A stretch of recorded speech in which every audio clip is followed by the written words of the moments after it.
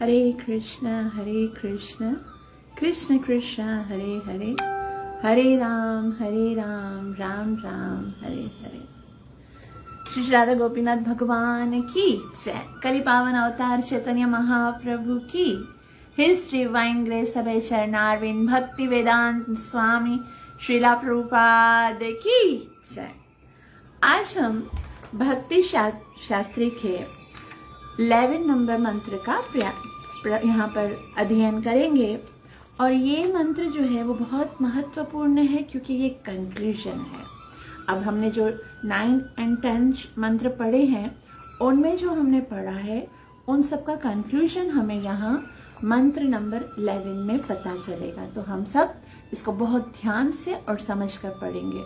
इस आध्यात्मिक जगत में प्रवेश करने से पहले गुरु और गौरांग से कृपा की याचना करते हुए मंगलाचरण करेंगे ताकि हम जो कुछ श्रवण कर रहे हैं उसका हमें पूरा लाभ प्राप्त हो सके, जो कि है कृष्ण प्रेम की प्राप्ति। ओम अज्ञानतिमिरान्धस्य ज्ञानाञ्जनशलाकया चक्षुरुन्मीलितं येन तस्मै श्री गुरुवे नमः। मूकं करोतु वाचालं पंगुं लङ्घयते गिरं यत्कृपातमहं वन्दे श्रीगुरुं दीनतारिणं। श्रीचैतन्यमनोभीष्टं स्थापितं येन भूतले स्वयं रूपः कदा मह्यं ददाति स्वपदान्तिकं। वन्देऽहं श्रीगुरुः श्रीयुतपदकमलं श्रीगुरुं वैष्णवांश श्रीरूपं साग्रजातं सहगण रघुनाथान्वितं तं सजीवं साद्वैतं सावधूतं परिजनसहितं कृष्ण चैतन्यदेवं श्रीराधा कृष्णपादान् सहगण ललिता श्रीविशाखान्वितांश। नमः ओं विष्णुपादाय कृष्णप्रेष्ठाय भूतले श्रीमते भक्तिवेदान्त स्वामी इति नामिने। नमस्ते सारस्वती देवी गौरवाणी प्रचारिणे निर्विशेष शून्यवादी पाश्चात्य देशतारिणे। वंशकल्पतरोभ्यस्य कृपा सिन्धुभ्य एव च पतितनां पावनेभ्यो वैष्णवेभ्यो नमो नमः। हे कृष्ण करुणा सिन्धु दीनबन्धु जगत्पते गोपेश गोपिका कान्ता राधा कान्त नमोस्तुते। तप्त कांचन गौरांगी राधे वृंदावनेश्वरी वृषभानुसुते देवी प्रणमामि हरिप्रिये।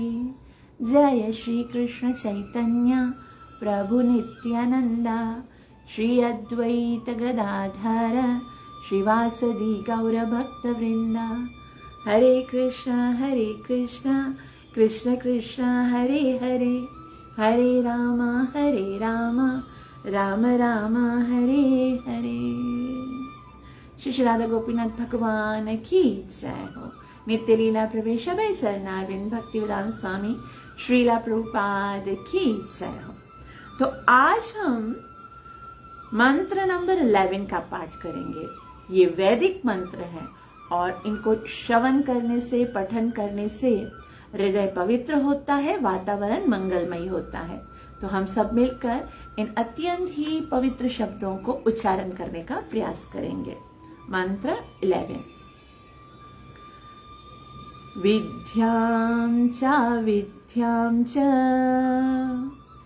यस्तद्वेदो भयं सः अविद्यया मृत्युं तीर्त्वा विद्ययामृतमश्नुते। छंद में पढ़ेंगे। विद्यां च यस्तद्वेदो भयं सः अविद्यया मृत्युं तीर्त्वा विद्ययामृतमश्नुते। विद्यां च अविद्यां च यानी अविद्या और विद्या दो चीजें हैं और उनको यस्तत् वेदो भयम विदो वेदों का मतलब होता है कि उनको हमें जानना है, दोनों को, वेदो जानना है, उभयम मना दोनों को, और वेदो भयम सह, सह मना साथ में जानना है।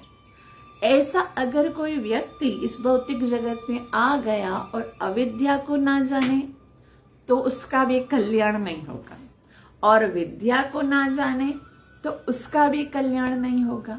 तो विद्यां च अविद्यां च यस्तद वेदो भयम सह, इन दोनों को एक साथ जानना है।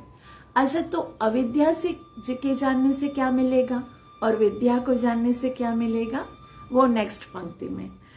अविद्या मृत्युम तीर्थवा, अविद्या मतलब अविद्या को जानोगे तो क्या होगा, मृत्युम तीर्थवा, मृत्यु से, जन्म मृत्यु से बाहर आओगे, पता चलेगा कि अंदर डूबे हुए हो, अविद्या को जानोगे तो बाहर निकलोगे, और विद्या को जब जानोगे तो उससे क्या होगा, विद्या अमृतम अश्नुते, विद्या को जानने से अमृत को प्राप्त करोगे। अब ये बहुत ही, क्योंकि ये ना उपनिषद की लैंग्वेज है ना, इसको बहुत कॉम्प्लिकेटेड करके बताया गया। बात बहुत सरल है, बस थोड़ा उनका ये उपनिषद का जो स्टाइल होता है ना, उसको इस तरह से थोड़ा बताया जाता है कि सुनने में ऐसा लगता है अच्छा अविद्या को, क्योंकि अब दो श्लोक जो हम पहले पढ़ के आए हैं उसमें विद्या और अविद्या का अर्थ थोड़ा सा बदल के, अब यहाँ पर जो अविद्या आई है उसका बदल के है, थोड़ा सा चेंजिंग्स है। तो कैसे है, जैसे नवे मंत्र में हमने क्या पढ़ा था कि चाहे विद्या हो या अविद्या हो, वो दोनों आपको वो दोनों कहाँ लेकर जाएंगी, अंधकार में लेके जाएंगी। और बल्कि क्या बताया, अंधम तमः प्रविश्यन्ति ये विद्या उपासते, जो अविद्या का उपासक होगा वो तो अंध नरक में जाएंगे, वो तो घोर अंधकार में जाएंगे। अविद्या वाले कहाँ जाएंगे, घोर अंधकार में जाएंगे। और जो विद्या वाले वो कहाँ जाएंगे, ततो भूय इव ते तमो, और जो और भी ज्यादा तमोगुण में, और भी ज्यादा तम में, अंधकार में जाएंगे। या विद्यायाम रता, जो कि विद्यायाम रता यानी कि जो विद्या के उपासक हैं उनके पीछे जो चलेंगे वो और भी अंधकार में जाएंगे। तो सुन के लगेगा ना कि भाई विद्या वाले क्यों जाएंगे इतना भयंकर अंधकार में, उससे अविद्या जो अज्ञानी है उनसे भी ज्यादा क्यों जाएंगे। तो यहाँ पर विद्या जो है उसका मतलब ये है कि उसमें से भगवान को निकाल दिया गया है ना। विद्या कौन सी है नवे अध्याय नवे मंत्र में, कि उससे भगवान ईश तत्व को निकाल दिया, ईशावाद से खत्म कर दिया।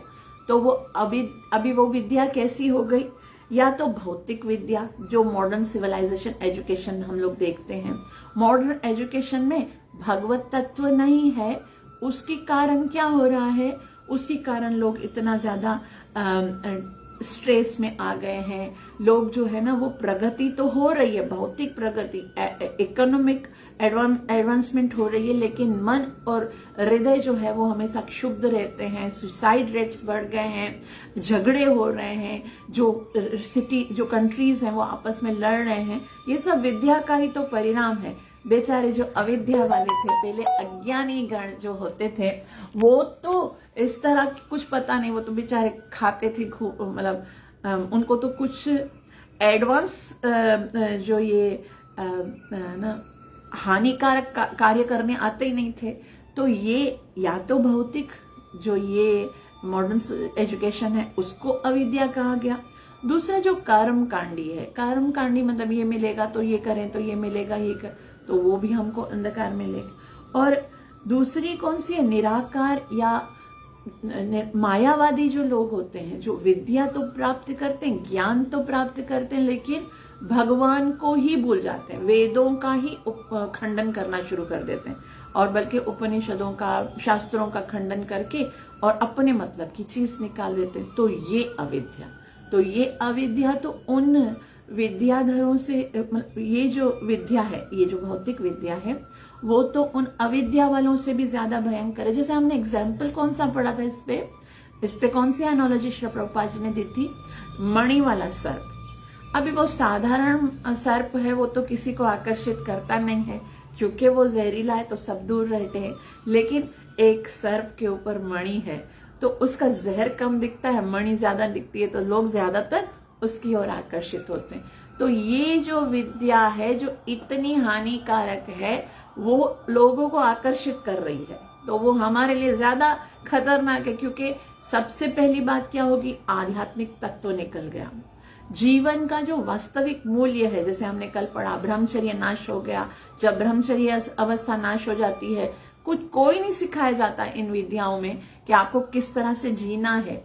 यहां तक बताया गया कि ये जो विद्या है, जो भौतिक एजुकेशन, मॉडर्न एजुकेशन, सबसे पहले क्या कराती है? जीव को इतना आत्मनिर्भर कर देती है कि सबका अपमान करना शुरू कर देते हैं। अपने टीचर्स का, अपने माता पिता का भी अपमान करते हैं। आजकल कौन सम्मान करता है ना?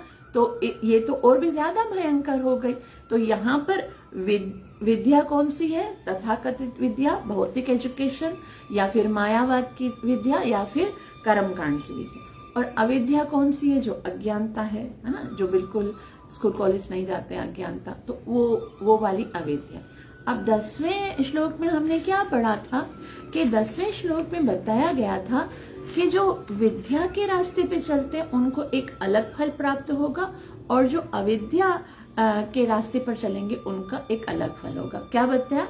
अन्य देवाहुर्विद्याया अन्यदाहुरविद्यया इति शुश्रुमधीराणां येनस्तद् विचक्षिरे, कि विद्या का अलग फल है और अविद्या का अलग फल है। तो यहाँ पर अविद्या किसको कहा गया? 9वें अध्याय में जो दोनों बताएंगे, एक जो बिल्कुल एजुकेशन ना हो, भौतिक एजुकेशन भी ना हो, आध्यात्मिक एजुकेशन कुछ भी ना हो, वो अज्ञानी व्यक्ति, और वो भी जो कि ये एजुकेशन, जिनके पास विद्या है लेकिन ईश तत्वहीन, भगवान की कोई जानकारी नहीं, भगवान से कोई प्रेम नहीं, भगवान में कोई रुचि नहीं, ये सब अविद्या ही है। ईशावासी सिद्धांत के अनुसार विद्या मतलब जिसके अंदर भगवान सेंटर में हो, वरना तो सब अविद्या है। तो ये सब दोनों जो है वो 9वें अध्याय में हमने पढ़ा, विद्या और अविद्या, जो कि दोनों अंधकार में लेके जाते हैं। तो जाहिर सी बात है दोनों क्या हुई? अभी 10वें श्लोक में आकर वो दोनों अविद्या बन गई, उनका अलग फल होगा।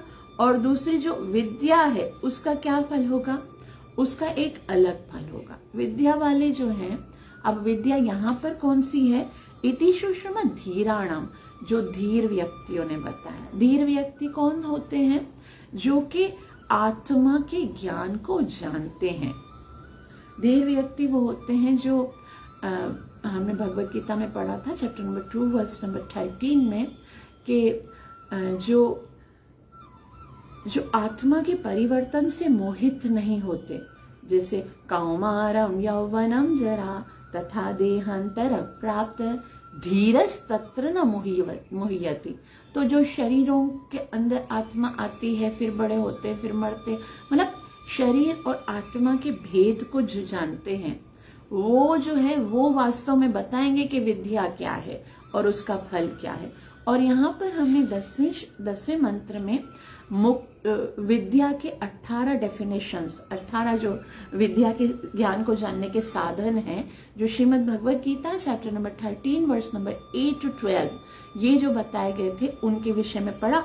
और ये बताया गया कि विद्या का मतलब होता है ये 10 विद्या है, ये जो 18 पॉइंट्स बताए गए ये विद्या, और इसके अतिरिक्त जो कुछ भी है वो अविद्या। मतलब जो मॉडर्न एजुकेशन है वो क्या करे, उसमें क्या सिखाया जा रहा है कि तुमको क्या बनना है? बस एक गधा बनना है, बोझ उठा के घूमना है। और इस तरह से वो क्या कर रहे हैं?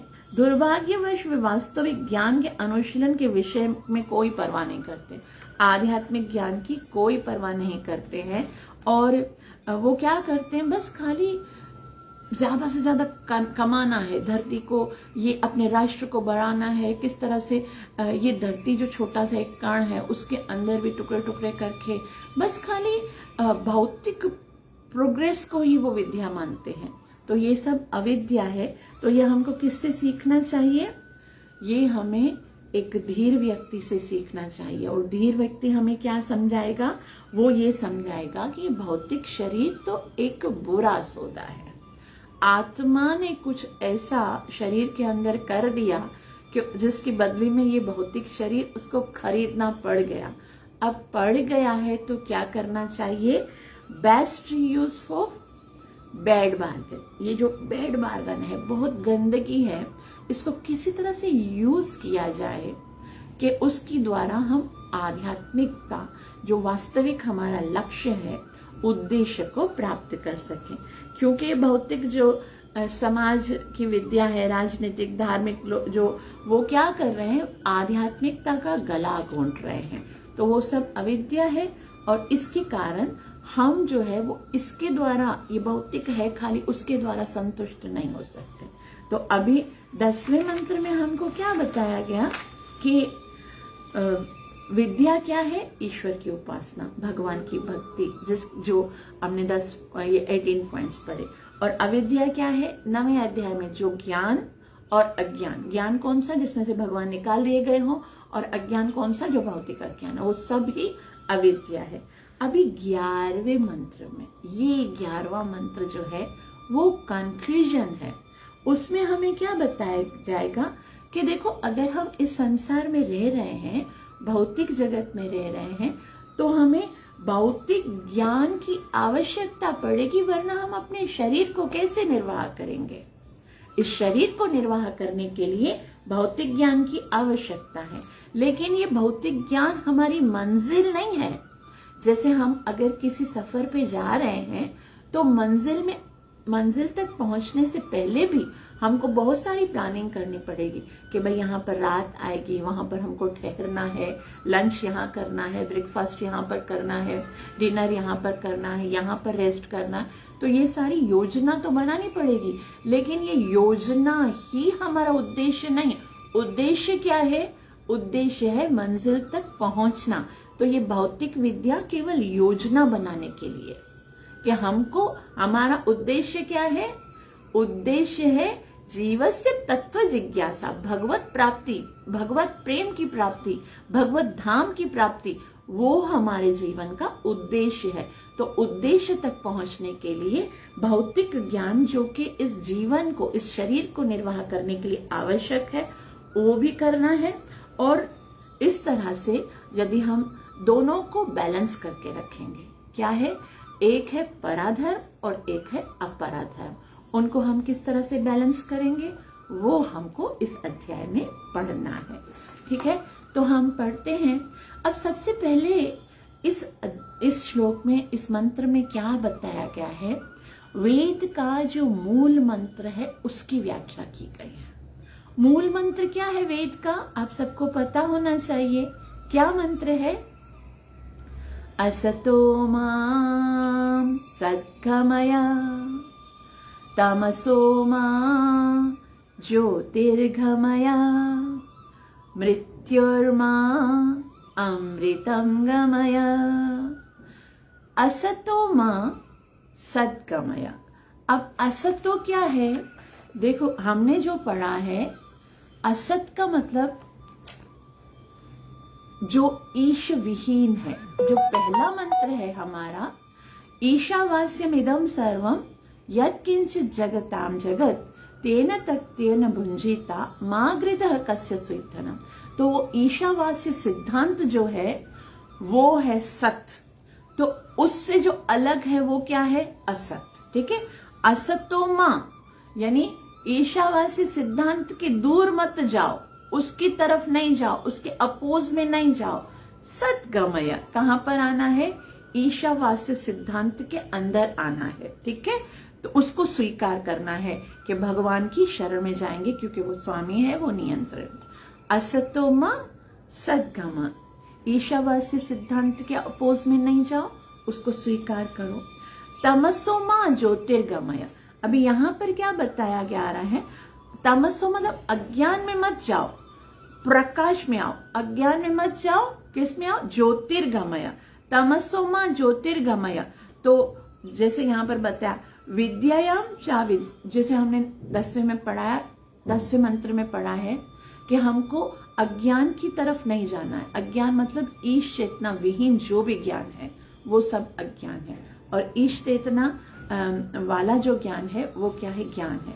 तो कहाँ पर, तमसोमा, अंधकार में मत जाओ, और ज्योतिर्गमय मतलब प्रकाश में आओ। और इससे क्या होगा, तो यहाँ पर बता मृत्योर्मा अमृतम गमय। अब अविद्या से यहाँ पर बताया जा रहा है, अविद्या से क्या होगा, मृत्योर्मा। मृत्योर्मा मतलब मृत्यु के चक्कर से फंसेंगे, बचेंगे, मृत्यु के चक्कर को पार करेंगे अविद्या के द्वारा। कैसे, अविद्या के द्वारा मतलब ये भौतिक जगत की जो विद्या है, भौतिक जगत का अविद्या को हम बहुत अच्छे तरीके से आगे पढ़ने वाले हैं। यहाँ पर अविद्या क्या है, जो वेदों के अनुसार है।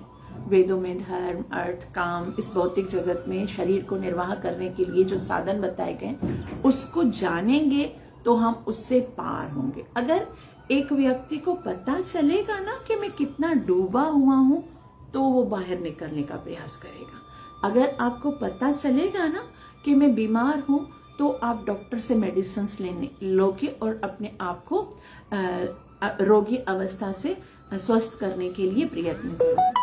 अगर आपको पता ही नहीं होगा कि मैं बीमार हूं, अगर आपको अपनी भौतिक स्थिति का पता ही नहीं चलेगा, तो आप कैसे उससे पार करने का प्रयास करोगे। तो इसलिए कहा गया अविद्या मृत्यु तीर्थवा, अविद्या से मृत्यु को पार करोगे, फिर पता चलेगा कि अविद्या है, ये जन्म मरण का कारण बनेगा, तो इसको जानोगे तो इससे पार करोगे। लेकिन पार करके जाना कहाँ है, पार करके जिधर जाना है वो विद्या है। विद्या अमृतम अश्नुते, विद्या से अमृत को प्राप्त करेंगे। तो क्या है, मृत्युर्मा अमृतम गमय। तो इस तरह से इस मंत्र को हम समझने का प्रयास करेंगे कि इस जगत में हम देख रहे हैं कि जहां कहीं भी भौतिक जगत जो है, हर जगह मृत्यु ही मृत्यु है। कोई ऐसा लोक नहीं है जहां पर जन्म मरण का चक्कर नहीं होता है। चाहे कोई कितना ही शक्तिशाली व्यक्ति क्यों न हो, उसकी मृत्यु होनी है। और हमको विद्या से क्या करना है, विद्या से इस जन्म मरण के चक्कर से पार होकर भगवान के धाम में जाना, वैसी जगह जहां पर जन्म मरण का चक्कर ना हो। तो इसी के लिए ज्ञान है। तो इस भौतिक जगत में तो वो मिलने वाला नहीं है। तो यहाँ पर सबसे पहले श्री प्रभुपाद जी इस मृत्यु वाले जगत, उसके विषय में बताएंगे, और फिर अमृत्य वाले जगत के बारे में बताएंगे। क्योंकि एक बात तो हमें समझ लेनी है कि भौतिक ना विज्ञान से ना किसी साधन से कोई भी अमरत्व को प्राप्त नहीं कर सकता, कोई भी नहीं प्राप्त कर सकता। और मॉडर्न सिविलाइजेशन जो है वो हमें जितना भी चाहे एडवांस हो जाए, क्या कितना ही साइंटिस्ट बहुत ज्यादा है ना प्रोग्रेस कर दें, कितना ही एडवांसमेंट कर दें, लेकिन मृत्यु से नहीं बचा जा सकता। और दूसरी उससे भी ज्यादा महत्वपूर्ण क्या है, क्योंकि जीव शाश्वत है ना, जीव जो है अजो नित्य है, शाश्वत हो यम पूरा, ये शाश्वत है। तो वो चाहे कहीं भी रहता है ना, तो अपने अस्तित्व को बनाए रखने के बारे में सोचता है कि मुझे मरना नहीं है। अभी वो शरीर के अंदर आ गया ना, तो शरीर के अंदर आकर भी हमारे अंदर एक तीव्र लालसा है कि मरना नहीं है, मरना नहीं है। तो मरने से बचने के लिए कुछ ना कुछ करना है। लेकिन जब तक हम इस भौतिक जगत में इस भौतिक देह के साथ रहेंगे, तो फिर जन्म मरण का चक्कर चलता रहेगा। इसलिए क्या करना है, तत्त पदम तत् परिमार्गितव्यम यस्मिन् गताना निवर्तन्ति भूय। ऐसी जगह को जानना है, इसको तलाश करना है जहां पर जाकर पुनर्वापिस आना ना पड़े। तो इसी को यहाँ श्री प्रभुपाद जी 1 से लेकर 5 परिच्छेद में बताएंगे। तात्पर्य पढ़ेंगे ताकि हमको अच्छे से समझ में आए। पहले अनुवाद देखिए। जो अविद्या की कार्य प्रक्रिया तथा दिव्य ज्ञान यानी विद्या को साथ साथ सीख सकता है, केवल वही बारंबार जन्म मृत्यु के प्रभाव को पार कर सकता है और अमरता के पूर्ण वरदान का भोग कर सकता है। दो चीजें सीखनी है। क्या? एक दिव्य ज्ञान यानी विद्या। विद्या क्या है? भगवत धाम। और उसके साथ साथ जो है किसको सीखना? अविद्या की परिक्रिया की भौतिक जगत के बारे में भी हमें पता होना चाहिए, भौतिक शरीर के निर्वाह के बारे में भी। तो ये दोनों को जब साथ साथ सीखेगा वो क्या करेगा? जन्म मरण के चक्कर से छूटेगा और फिर अमरता के वरदान को प्राप्त कर सकेगा। अब श्रील प्रभुपाद जी पहले इस भौतिक जो प्रकृति है वो उसके ज्ञान के द्वारा और जितने भी अधिकारी देवता हैं उनकी शक्ति के द्वारा कोई अमर नहीं हो सकता, पहले इसके बारे में बताएंगे। श्रीला प्रभुपाद की। श्रीला प्रभुपाद जी कहते हैं भौतिक जगत की सृष्टि के समय ही प्रत्येक जीव स्थायी जीवन प्राप्त करने का प्रयास करता आ रहा है। हर कोई क्या सोचता है? बस मुझे मरना नहीं है ना। कोई बीमार हो जाता है तो अगर किसी को कैंसर हो जाता है, कोई है ना बड़ी खतरनाक डिजीज हो जाती है, तो सबसे बड़ा प्रयत्न क्या होता है? भले सारा धन ले लो, भले कुछ भी ले लो, बस खाली इसको मरने से बचा लो, है ना। हालांकि पता है कुछ भी करेंगे ना तो भी बचा नहीं सकते, लेकिन फिर भी अंतिम घड़ी तक ये प्रयास होता है कि मारने नहीं देना है, मरना नहीं चाहिए। तो क्या कर रहा है वो स्थायी जीवन का प्रयास कर रहा है। लेकिन प्रकृति के नियम इतने क्रूर हैं कि कोई भी मृत्यु से बच नहीं सका, कोई मरना नहीं चाहता, ना ही कोई बूढ़ा होना चाहता है या बीमार रहना चाहता है। किंतु प्रकृति का नियम किसी को मृत्यु, बुढ़ापे या रोग से छूट प्रदान नहीं करता। ना ही भौतिक ज्ञान की प्रकृति ने इन समस्याओं को हल किया है।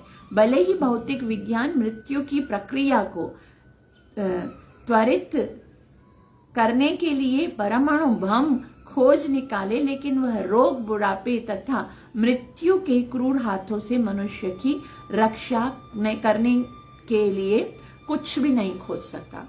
तो भले ही कितना ही जीव प्रयास करे, भले ही साइंस कितनी ही एडवांस हो जाए, वो मार तो सकता है, चलो ठीक है, बॉम्ब ब्लास्ट कर दिया एक जगह पर, बहुत सारे लोग मर जाएं, लेकिन जो वास्तविक प्रॉब्लम है जन्म, मृत्यु, जरा, व्याधि, उस परिक्रिया को कोई खत्म नहीं कर सका है। कोई भी बड़े से बड़ा साइंटिस्ट जो है वो ये कोई भी ऐसी मेडिसिन नहीं बनाई है अभी तक जो कि जन्म, मृत्यु, जरा, व्याधि से बचाई जा सके। तो यहाँ श्रील प्रभुपाद जी बता रहे हैं कि पुराणों में हम हिरण्यकशिपु के कार्यकलापों के विषय में जानते हैं।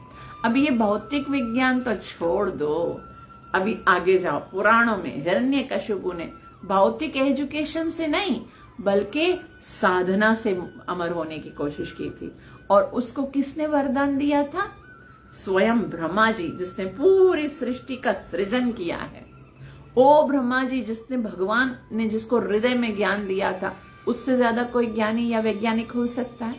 उसकी आराधना की और उनसे वरदान मांगा, ना दिन में मरूं, ना रात में मरूं, ना अस्त्र से मरूं, ना शस्त्र से मरूं, ना मैं मनुष्य से मरूं, ना पशु से मरूं। और इतने सारे वरदान प्राप्त करने के बाद भी क्या हुआ? फिर भी वो मर गया, है ना, मर गया ना। तो फिर जब वो हिरण्यकशिपु इतनी साधना करने के बाद भी और साथ में ब्रह्मा जी का वरदान प्राप्त करने के बाद भी नहीं बच सका, तो ये क्षुद्र जो हिरण्यकशिपु हैं, जैसे वैज्ञानिक हैं या फिर साइंटिस्ट हैं या जो हैं, क्या वो अपने प्रयासों से किसी को मरने से बचा सकते हैं? असंभव एवं। तो इसी बात को यहाँ श्रील प्रभुपाद जी समझा रहे हैं। बहुत सुंदर स्टोरी है, सबने सुन रखी है, लेकिन ऐसी बातों को बार बार सुनना चाहिए ताकि हमें पता चले कि हम जहां पर हैं, सामान तो इकट्ठा करते हैं 100 बरस का, और पल का पता नहीं है कि कभी मृत्यु जो है वो गले से पकड़ के लेके चले जाएंगे। श्रील प्रभुपाद जी कहते हैं पुराणों में हम हिरण्यकशिपु के कार्यकलापों के विषय में जानते हैं, जो भौतिक दृष्टि से अत्यंत समुन्नत राजा था। अपनी भौतिक उपलब्धियों तथा अपनी अविद्या की शक्ति के बल पर इतना कठिन तपस्या किया था कि उसकी योग शक्ति से सारे लोकों के निवासी विचलित होते थे। उनसे ब्रह्मांड के सृष्टा ब्रह्मा जी को अपने पास पृथ्वी पर नीचे उतरने के लिए बाध्य कर लिया था। तब उसने ब्रह्मा से अमर होने का वरदान मांगा, जिससे कोई कभी नहीं मरता। ब्रह्मा जी ने कहा कि वे उसे यह वरदान नहीं दे सकते, क्योंकि यद्यपि वे स्वयं सृष्टा हैं और समस्त लोकों पर शासन करने वाले हैं, किंतु वे अमर नहीं हैं। अब ब्रह्मा जी अमरत्व का वरदान कैसे दे सकते हैं? बोलते हैं कि मैंने सारी सृष्टि को सृजन किया है, सृष्टा हूं, लेकिन मैं अमर नहीं हूं। तो मैं अमर नहीं हूं तो तुमको कैसे बना सकता हूं? तो यहाँ श्रील प्रभुपाद जी कहते हैं आगे कि जैसा कि भगवत गीता 8.17 में पुष्टि हुई है, ब्रह्मा जी दीर्घ काल तक जीवित रहते हैं, लेकिन इसका यह अर्थ नहीं है कि वे अमर हैं। तो 8.17 है या 16 है, एक बार देखते हैं। हरे कृष्ण कृष्ण कृष्ण हरे हरे, हरे राम राम राम हरे हरे। तो 8.16 है, 8.16 और 17 में क्या है? सहस्त्र युग। मानवीय गणना के अनुसार 1000 युग मिलकर ब्रह्मा का एक दिन बनता है और उतनी ही बड़ी इसकी रात्रि होती। नहीं, 8.16 है, ये शायद प्रिंटिंग मिस्टेक है। तो क्या है? आब्रह्म भुवनालोका पुनरावृत्ति नो अर्जुन माम उपैते तो कौन्तेय पुनर्जन्म न विद्यते। तो उसमें क्या पुष्टि हुई है? ब्रह्मा जी दीर्घ काल तक जीवित रहते हैं, लेकिन इसका यह अर्थ नहीं है कि वे अमर हैं। तो यहाँ तक ये पता चल गया कि भौतिक एजुकेशन या भौतिक साइंटिस्ट तो हमें क्या अमर बनाएंगे? ब्रह्मा जी स्वयं अमर नहीं है, तो उनके वरदान से भी कोई अमर नहीं बन सकता। अच्छा, हिरण्यकशिपु का मतलब पता है? श्रील प्रभुपाद जी यहाँ पर हिरण्यकशिपु का मतलब बता रहे हैं। हिरण्य का अर्थ है सोना और कशिपु का अर्थ है मुलायम बिस्तर। और ये धूर्त महाशय हिरण्यकशिपु धन तथा स्त्री, इन्हीं दो वस्तुओं में रुचि रखते थे। सोना मतलब धन और मुलायम बिस्तर मतलब विमेन। तो ये दो चीजों में ही उसको इंटरेस्ट था और अमर होकर इन्हीं का भोग करना चाहते थे। ऐसा अभी हम लोगों ने उस दिन भी पढ़ा था कि यूं तो हजारों वर्ष की आयु वृक्षों की भी होती है, लेकिन उन वृक्षों के लिए वृक्षों की तरह जीने का लाभ क्या है? क्योंकि वास्तविक लाभ क्या है? भगवत प्राप्ति, वो तो नहीं कर सकते। तो हिरण्यकशिपु को ज्यादा जीवन किस लिए जीना था? इंद्रिय भोग के लिए जीना था। उसने अमर होने की अप्रत्यक्ष रूप से इच्छा पूर्ति की आशा में ब्रह्मा जी से कई वरदान मांगे। अप्रत्यक्ष मतलब पहले तो ब्रह्मा जी ने बोला भाई मैं नहीं कर सकता हूँ, ताकि मैं तो अमर हूं नहीं। तो बोला ठीक है, डायरेक्ट से तुम अमर नहीं करते हो ना, तो इनडायरेक्ट कर लो। तो अलग अलग तरीके से वरदान मांगे। क्योंकि ब्रह्मा जी ने उससे कह दिया था कि वे उसे अमरता का वरदान नहीं दे सकते, अतः हिरण्यकशिपु ने उनसे प्रार्थना की कि मैं किसी मनुष्य, पशु, देवता या 84 लाख योनियों के अंतर्गत किसी भी जीव के द्वारा ना मारा जाऊं। उसने यह प्रार्थना की कि ना तो पृथ्वी पर, न जल में, ना ही किसी हथियार से मैं मरूं। इसी तरह मूर्खतावश हिरण्यकशिपु ने सोचा कि इन आश्वासनों से वह मृत्यु से बच जाएगा, किंतु ब्रह्मा द्वारा ये सारे वरदान दिए जाने पर भी अंततोगत्वा भगवान ने नरसिंह, अर्ध मानव और अर्ध सिंह के रूप में उसका वध कर दिया। उन्होंने उसे मारने के लिए किसी हथियार का उपयोग नहीं किया, केवल अपने नाखूनों से उसे मार डाला। उसकी मृत्यु ना तो पृथ्वी पर हुई, न वायु में, न जल में, क्योंकि वह ऐसे अद्भुत जीव की गोद में मारा गया जो उसकी कल्पना के परे था। तो हिरण्यकशिपु ने सोचा था कि मैं तो ब्रह्मा जी को ठगा कर अमरत्व का इनडायरेक्टली आशीर्वाद ले लूंगा। तो अपनी ओर से पूरा प्रयास किया कि ना दिन में मरो, ना रात में मरो, ना ऐसे मरो, ना वैसे मरो, ये वो। लेकिन भगवान ने नरसिंह रूप धारण करके अपनी गोद में बिठा के नाखून से चीर के मार डाला। अब श्रीला प्रभुपाद जी बहुत ही महत्वपूर्ण बात बता रहे हैं। वे कहते हैं कुल मिलाकर यहाँ पर यही बात कहनी है कि हिरण्यकशिपु जैसे अत्यंत शक्तिशाली भौतिकतावादी भी अपनी विविध योजनाओं से मृत्यु रहित नहीं बन सका, तो फिर आज के क्षुद्र हिरण्यकशिपु भला क्या कर सकते हैं, जिनकी योजनाओं का प्रत्येक क्षण गला घुटता जा रहा है। पग पग पर माया देवी उनको लात मार के उनकी योजनाओं को ध्वंस कर रही है। क्या औकात है ऐसे मॉडर्न साइंटिस्ट जो क्या वो अमर बना सकते, जब ब्रह्मा जी का आशीर्वाद भी उसे अमर नहीं बना सका। तो ये बात समझने की है कि ये संसार जो है उसको मृत्यु लोक कहा गया है। इस संसार में जो आया है जातस्य ही ध्रुवो मृत्यु। जब श्री प्रभुपाद जी पाश्चात्य देश में गए तो कुछ लोग उनसे पूछने लगे, स्वामी जी आप हमारे यहाँ पर पाश्चात्य देश इतना एडवांस है, यहाँ पर क्या सिखाने के लिए आए हो? आप जहां से आए हो वहां पर डेथ रेट्स तो बहुत ज्यादा हैं, बहुत मृत्यु होती है, और यहाँ पर तो लोगों का जीवन बहुत सुरक्षित है। श्रीला प्रभुपाद जी ने एक ही बात बताई, बोला डेथ रेट्स पूरे संसार में 100% है। 100% है मतलब कोई भी ऐसा व्यक्ति नहीं है जो जन्म लेगा वो मरने से बच जाए। जातस्य ही ध्रुवो मृत्यु।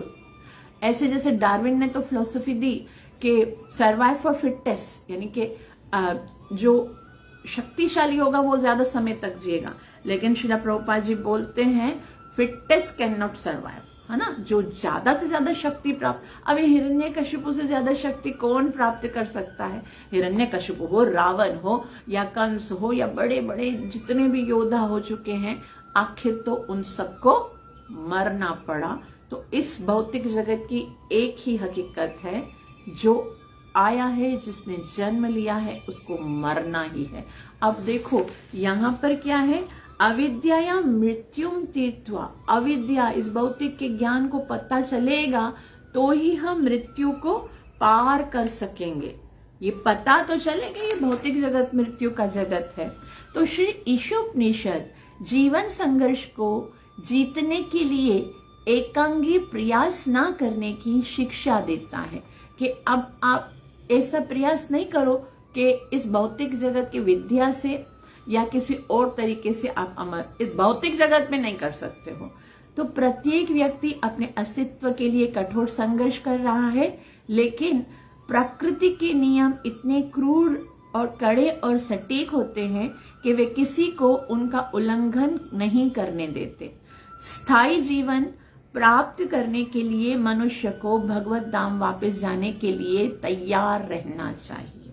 तो एक बात समझनी है, यदि हम स्थायी जीवन यानी जन्म मरण के चक्कर से बचना चाहते हैं, तो जब तक इस भौतिक जगत में जितना भी प्रयास करेंगे, लेकिन प्रकृति के नियम इतने क्रूर और इतने सटीक और इतने कड़े हैं कि फिर वो कठोर संघर्ष करेंगे, लेकिन प्रकृति के नियम जो है वो मनुष्य को इस भौतिक जगत में जो है वो अधिक समय तक जीने नहीं देंगे। एक न एक दिन मृत्यु। तो शाश्वत स्थायी जीवन प्राप्त करने के लिए क्या करना पड़ेगा? भगवत धाम वापस जाने के लिए तैयारी करनी पड़ेगी। ठीक है, ये बात समझने की। और उसके बाद श्री प्रभुपाद जी बता रहे हैं जिस विधि से भगवान के पास वापस जाया जा सकता है वह ज्ञान की एक अलग शाखा है, और इसे उपनिषदों, वेदांत सूत्र, भगवत गीता, श्रीमद् भागवतम जैसे वैदिक शास्त्रों से सीखना पड़ता। तो ये चीज जन्म मरण के चक्कर को, इस साइकिल को खत्म करने के लिए ये जो हमारी भौतिक एजुकेशन है वो काम नहीं आएगी। वो केवल हमें इस संसार में कैसे रहें, कैसे खाएं, कैसे सोएं, कैसे बच्चे पैदा करें, और यही बताएगी। कैसे मरे नहीं बताएगी, और मरने के बाद क्या ऐसा करें, कहाँ जाएं कि जहां पर वापस जन्म नहीं लेना पड़े, वो नहीं बताएगी। तो वो वास्तविक ज्ञान कहाँ से आएगा? श्रीमद् भगवत गीता, श्रीमद् भागवतम और उपनिषदों से, जो वेदों से ये जो है वो हमें वास्तविक ज्ञान प्राप्त होगा।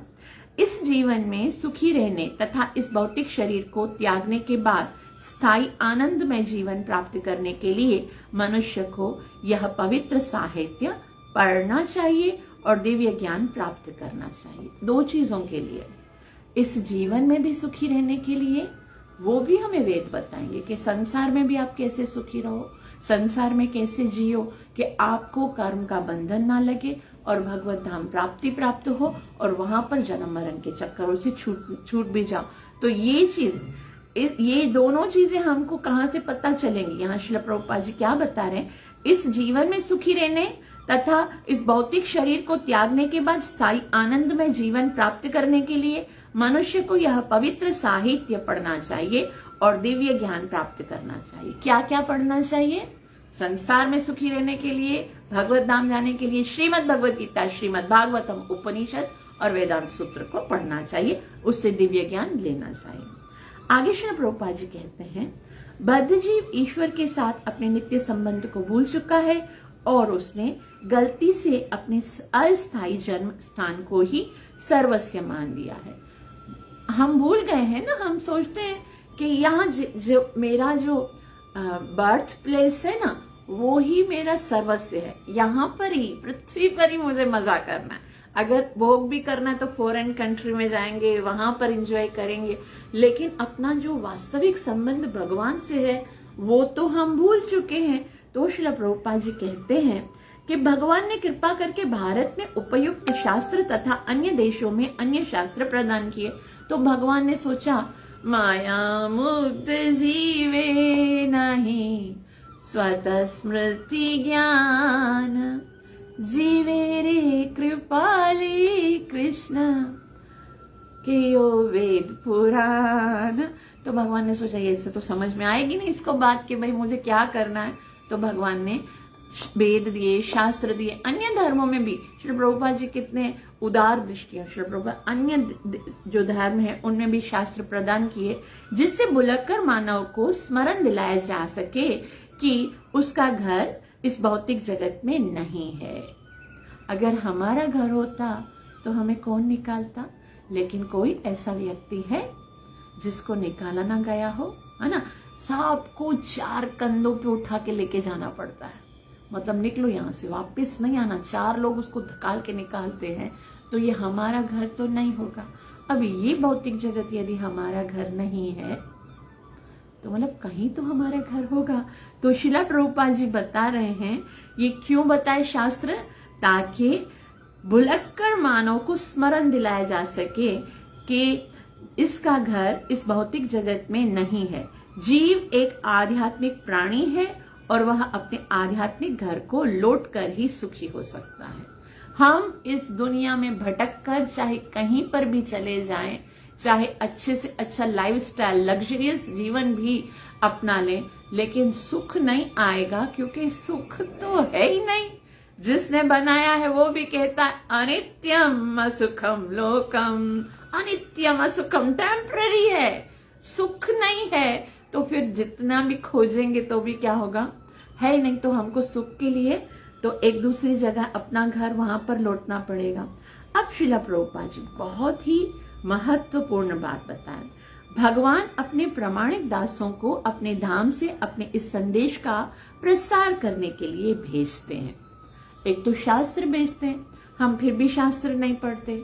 फिर भगवान किसको भेजते हैं, अपने प्रामाणिक जो दास हैं, जो भगवान के शुद्ध भक्त हैं, उनको भेजते हैं कि जाओ ये लोग शास्त्र पढ़ेंगे नहीं, तुम पढ़ के सुना दो। तुम जबकि मेरा जो मैसेज है, मेरा संदेश है, उन तक पहुंचाओ, जिससे मनुष्य भगवान के पास लौट सके। और फिर वो भगवान के साथ उनके संबंध को याद दिलाते हैं ताकि भगवान के पास लौट सके। कभी कभी तो भगवान यह कार्य करने के लिए स्वयं भी आते हैं, है ना। श्रीमद् भगवद गीता बताने के लिए भगवान स्वयं आए कि सुनो, ममैवांश जीवलोके, तुम मेरे पास हो, अनित्यम सुखम लोकम एवं प्राप्य भजन स्वमाम, मेरा भजन करो। और मेरा भजन कैसे करो तुम, अनन्य चिंतयन्तो माम, मेरा अनन्य भाव से चिंतन करो, तुम्हारी सारी प्रॉब्लम्स में सॉल्व करूंगा। ये बताने के लिए भगवान खुद आए। और कैसे भक्त बनना है वो बताने के लिए भी स्वयं। चैतन्य महाप्रभु के स्वरूप में आए। तो चूंकि सारे जीव उनकी प्रिय संतान है, भगवान इतना कष्ट क्यों देते? भगवान अपने धाम में सुखी होकर बैठे ना, क्यों आते हैं भौतिक जगत में? तो क्योंकि वो बहुत प्यार करते हैं ना हमसे। अब भगवान देख रहे हैं हम सब भौतिक जगत पे इतने दुखी हैं, इतने परेशान है, तो भगवान से देखा नहीं जा रहा है। तो क्योंकि हम प्रिय संतान है भगवान की और उनके अंश रूप हैं, उनके अंश हैं, उनकी संतान है, अतएव इस संसार में हमें लगातार मिलने वाले कष्टों को देखकर हमारी अपेक्षा ईश्वर अधिक दुखी होते हैं।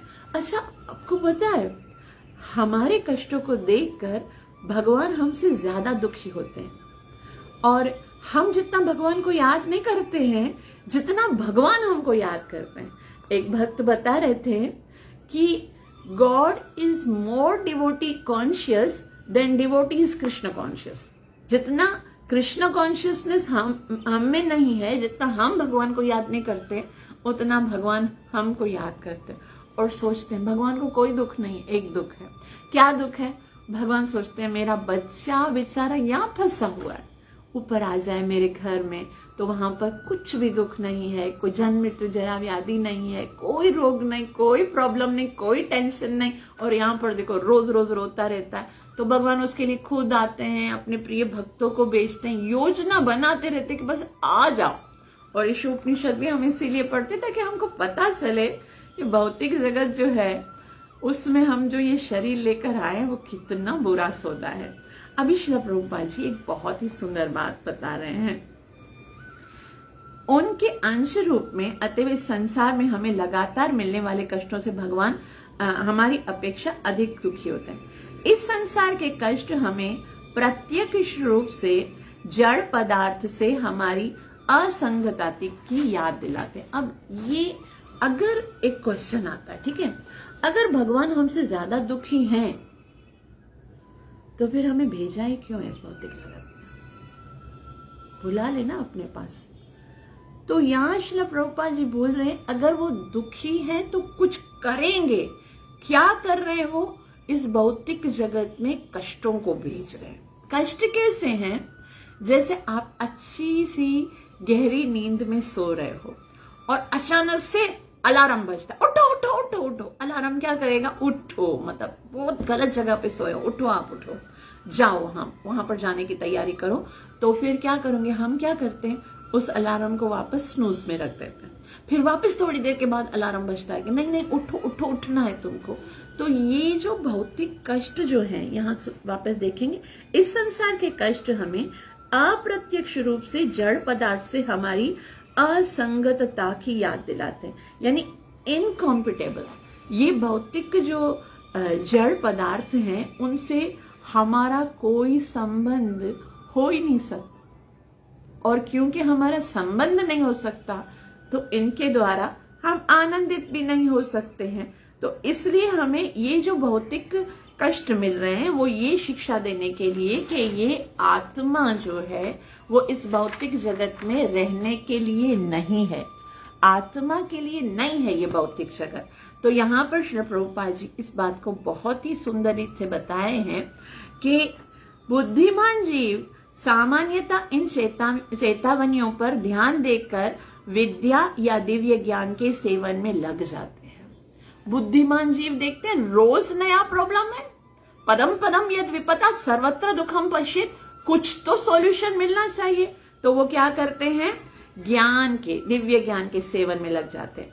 आध्यात्मिक ज्ञान के सेवन के लिए मनुष्य जीवन श्रेष्ठ अवसर है, और जो मनुष्य इस अवसर का लाभ नहीं उठाता है वह नराधम है। ये मनुष्य जीवन में ही रियलाइजेशन हो सकता है। अब देखो, हम भौतिक जगत में आकर सब भूल जाते हैं कि हम भगवान के अंश हैं, सब भूल जाते हैं ना। तो हमको भगवत धाम जाना है, ये हमें याद नहीं रहता कि हम भगवान के अंश हैं, हम भगवान के धाम में जाना है। तो ऐसे व्यक्ति को अमरता कैसे प्राप्त होगी? तो कृष्ण की शिक्षाओं का पालन करके, शास्त्रों को अध्ययन करते, और ऐसे डूबते व्यक्ति को जो कि अपने आप को भूल गया है, अपनी आत्मा को भूल गया है, भगवत धाम जाना, उस उद्देश्य को भूल जाना, उसको एक जोरदार शौक लगना चाहिए। और इसको शोक लगता है मतलब दुख होता है। भगवान इन दुखों के द्वारा हमें रिमाइंडर देना चाहते हैं कि आप ये भूल गए हो, इसे आप याद करो। और जब ये भूल जाते तो टोटली ऐसे जीव को जो है ना बार बार भगवान दुख और संकट वास्तव में क्या है, वास्तव में दुख और संकट एक रिमाइंडर है जो हमें याद दिलाए कि हमको भगवत धाम जाना। और फिर जब ये याद आ जाती है फिर जीव क्या करता है, दिव्य शास्त्रों को अध्ययन, दिव्य ज्ञान को प्राप्त करने का प्रयास करता है। और जो नहीं करता, इतने दुखों को देखते हुए भी अनुभव नहीं करता है भगवत धाम जाने के लिए, तो श्रील प्रभुपाद जी कहते वो तो नराधम है, मनुष्यों में नीच है जो इन चीजों से सीखता नहीं है। अब जो है वो बहुत ही महत्वपूर्ण बात है, उसको थोड़ा ध्यान से सुनना कि इंद्र तृप्ति के लिए भौतिक विज्ञान की प्रगति अर्थात अविद्या का मार्ग बारंबार जन्म तथा मृत्यु का मार्ग है। भौतिक जो विज्ञान है, ये जो भौतिक इंद्र तृप्ति, भौतिक विज्ञान की प्रगति यानी भौतिक जो मॉडर्न एजुकेशन जो प्रोग्रेस हुआ है वो अविद्या है। और वो अगर अविद्या के द्वारा अगर हम उस इंद्र तृप्ति में लग जाते हैं तो वो कैसा मार्ग है, जन्म मरण का चक्कर। और आध्यात्मिक अस्तित्व में जीव की जन्म या मृत्यु नहीं होती है। आध्यात्मिक जीवन में जब हम प्रवेश करेंगे तो फिर जन्म मृत्यु नहीं होगी। जन्म तथा मृत्यु तो आत्मा के बाहरी अर्थात शरीर पर लागू होते हैं, मृत्यु तो बाहरी वस्त्र के उतारने के समान है और जन्म बाहरी वस्त्र को धारण करने के समान है। अब जन्म क्या है, शरीर को धारण किया, मृत्यु का है, शरीर को उसको उतार कर फेंक दिया। आत्मा तो वही है ना, आत्मा तो कभी भी चेंज नहीं होती है, तो आत्मा बार बार ये भौतिक शरीर धारण करे ही क्यों जिसको उसको उतार के फेंकना होता है। श्रील प्रभुपाद जी यहाँ बता रहे हैं कि जन्म बाहरी वस्त्र को धारण करने के समान है और मृत्यु जो है वो उस वस्त्र को उतारने के समान है। मूर्ख मनुष्य अविद्या के सेवन में बुरी तरह लीन रहने के कारण इस क्रूर विधि की चिंता नहीं करते। माया के सौंदर्य से मोहित होकर वे बारंबार उन्हीं कष्टों का शिकार होते रहते हैं और प्रकृति के नियमों में कोई शिक्षा ग्रहण नहीं कर पाते। अब प्रकृति का नियम है, बार बार देखते हैं मृत्यु हो रही है। युधिष्ठिर महाराज से यक्ष ने पूछा, आश्चर्य क्या दिखता है तुमको इस संसार में? तो युधिष्ठिर महाराज बोलते हैं, मुझे आश्चर्य ये दिखता है कि रोज मृत्यु होती है, अहनी अहनी भूतानी। प्रत्येक जीव जन्म लेता है और प्रत्येक जीव जो है मृत्यु प्राप्त करता है, और जो शेष जो रह जाते हैं वो ये सोचते हैं भाई हमारी मृत्यु हो गई नहीं, उनकी हो रही है ना। अपने मृत्यु के बारे में वो नहीं सोचता। सबसे बड़ा आश्चर्य यही है। तो श्री प्रभुपाद जी कहते हैं कि ये जो मनुष्य है, मूर्ख जो मनुष्य है, वो अविद्या के सेवन में बुरी तरह से लीन है। अविद्या उनको याद नहीं रहता, अज्ञानता में है और वो बारंबार इन्हीं कष्टों का शिकार होते रहते हैं और प्रकृति के नियमों से कोई शिक्षा ग्रहण नहीं करते। अब एक बहुत ही रोमांचक यहाँ पर बात श्री प्रभुपाद जी बता रहे हैं कि देखो, अगर अनुभव से लाभ नहीं लिया तो भौतिक इंद्रियां जो हैं वो और भी आगे भौतिक वस्तुओं को प्राप्त करने के लिए उनके आकर्षण में लग गए, फिर तो हम और भी घन अंधकार में गिर जाएंगे। इसलिए सावधान होना चाहिए। और आगे कहते हैं, अतः विद्या अर्थात दिव्य ज्ञान की संस्कृति मनुष्य के लिए अनिवार्य है। अब तो दिव्य ज्ञान लेना ही पड़ेगा, अगर वो नहीं लिया तो फिर कभी भी जन्म मरण के चक्कर से नहीं छूट सकेंगे। मृत्यु से ही नहीं छूट सकेंगे तो अमृत में जाने की तो बात ही नहीं है। तो दिव्य ज्ञान पहले प्राप्त करना है। दिव्य ज्ञान क्या है? जिसका सेंटर पॉइंट भगवान है।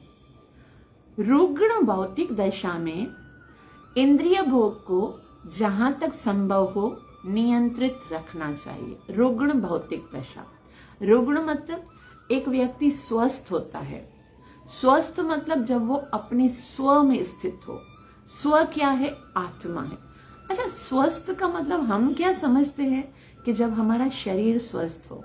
भौतिक जगत में ऐसा ही होता है। कोई आपसे पूछेगा आप स्वस्थ हो, तो इसका मतलब है कि आपका शरीर सही है।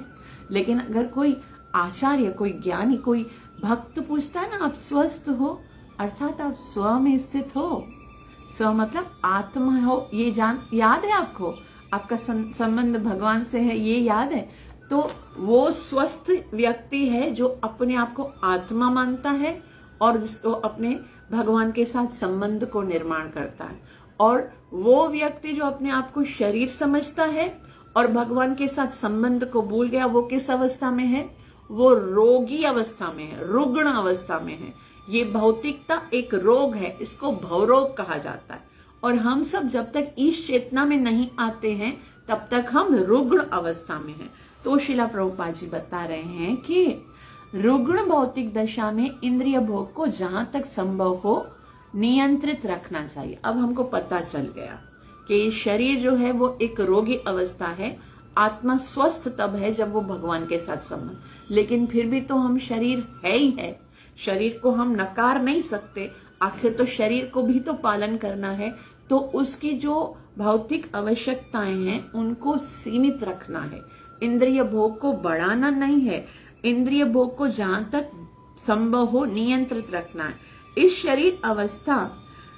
शारीरिक अवस्था में अबाध्य इंद्रिय तृप्ति ज्ञान तथा मृत्यु का मार्ग है। अज्ञान तथा मृत्यु का मार्ग, अबाध्य इंद्रिय तृप्ति। अगर हम अपने आप को शरीर ही समझेंगे और केवल इंद्रिय तृप्ति ही जीवन का लक्ष्य, तो फिर क्या है? वो मृत्यु का मार्ग है। जीव आध्यात्मिक इंद्रियों से विहीन नहीं है। यहाँ पर बहुत ही गहरी बात बताई है श्रील प्रभुपाद जी ने कि ये भौतिक शरीर जो है वो तो भौतिक इंद्रियां हैं, लेकिन हमारी आत्मा की आध्यात्मिक इंद्रिय, आध्यात्मिक देह भी है। ये देखो श्रील प्रभुपाद जी कहते हैं कि जीव आध्यात्मिक इंद्रियों से विहीन नहीं है। ये जो शरीर हमें मिला है वो तो बस ऐसे ही एक ढांचा मिला है आत्मा को ढकने के लिए, लेकिन रियल में जो आत्मा है उसका एक सिद्ध देह भी है। ऐसा है कि उस सिद्ध देह के साथ जब हम कृष्ण के साथ प्रेम करेंगे ना, तभी हम वास्तविक आनंद को प्राप्त कर सकेंगे। इसको ये श्री रूप गोस्वामी भक्ति रसामृत सिंधु में बहुत अच्छे से समझाएंगे सिद्ध देह के बारे में। लेकिन अभी हम ये सोच रहे हैं कि क्या है कि एक आध्यात्मिक जगत में जो भगवान का धाम है वहां पर हमारी एक सिद्ध देह सुषुप्त अवस्था में है। जैसे ही अपने इस भौतिक जगत के संबंधों को, आकर्षण को, कर्म बंधन को तोड़ के आत्मा जब आध्यात्मिक जगत में जाएगी तो वो अपने सिद्ध देह में प्रवेश करेगी। फिर जब वो सिद्ध देह में प्रवेश करेगी तो उसकी भी सारी इंद्रियां होंगी। और फिर क्या होगा?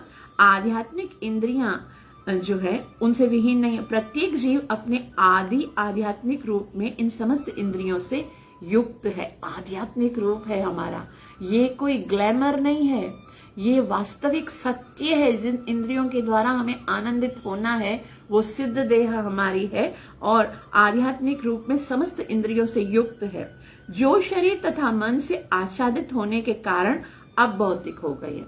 अब क्या है? वो आध्यात्मिक आत्मा का जो वास्तविक स्वरूप है वो पहले मन से, सूक्ष्म शरीर से, फिर ये स्थूल शरीर से आच्छादित हो गया।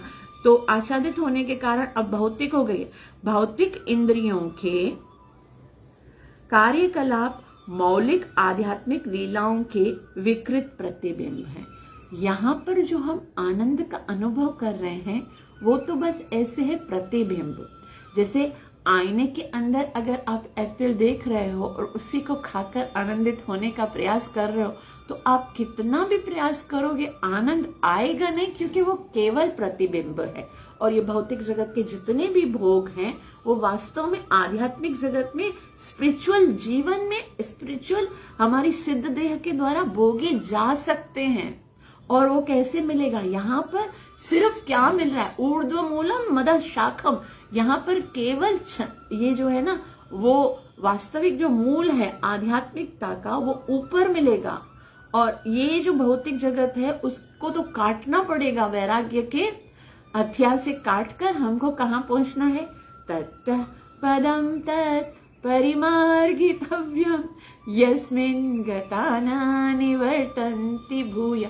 ऐसी जगह पर पहुंचने का प्रयास करना है जहां पर यद गत्वा ना निवर्तन्ते, जहां पर जाकर कभी भी वापस लौटना ना पड़े। तो भौतिक इंद्रियों के कार्यकलाप मौलिक आध्यात्मिक लीलाओं के विकृत प्रतिबिंब है। आत्मा अपनी रुग्ण दशा में भौतिक आवरण के भीतर भौतिक कार्य में लगा रहता है। अब रुग्ण अवस्था है, क्या भौतिक रोग लग गया, शरीर मिल गया। अब बंदर का शरीर मिल गया तो बेचारी बंदर की तरह कूद रही है। अभी वो उसको सुअर की तरह का जैसा शरीर मिल गया तो फिर गटर में भोग कर रही है। तो इस तरह से जो जो शरीर मिल गया है बेचारी आत्मा को, तो वो क्या कर रही है? भौतिक आवरण के भीतर भौतिक कार्य में लगी रही है। अब जो मेन बात है, असली इंद्रिय भोग तभी संभव है जब भौतिकतावाद का रोग दूर होगा। जब तक इस भौतिक शरीर का रोग लगा हुआ है ना, तब तक मजा नहीं, सिर्फ सजा मिलेगी। तो वापस पढ़ते हैं, असली इंद्रिय भोग तभी संभव है जब भौतिकतावाद का रोग दूर हो जाएगा।